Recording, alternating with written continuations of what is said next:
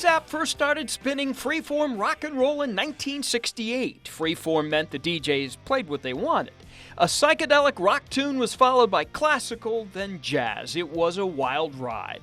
For the next 20 years, especially the late 70s and early 80s, K-ZAP was a big part of regional radio rock, right along with the rapid ascent of Tower Records.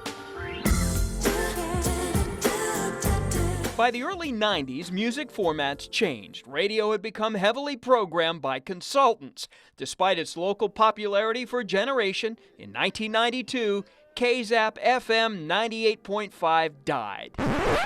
Fast forward to now, 23 years later, it begins again. Those who made K-ZAP a part of our lives are bringing it back to the FM dial on the 4th of July. Several of us who spent time at K-ZAP have been frustrated in the last 20 or so years in that we don't feel the market has a station that plays, yes, classic rock, but more of it, deeper tracks, and new music. For instance, if Tom Petty comes out with a new album and his last two were terrific, nobody plays the new tracks. Newhall is front and center in this 1972 staff photo. Unlike the others, he couldn't let K-ZAP go. But what about the other DJs? They also coming back?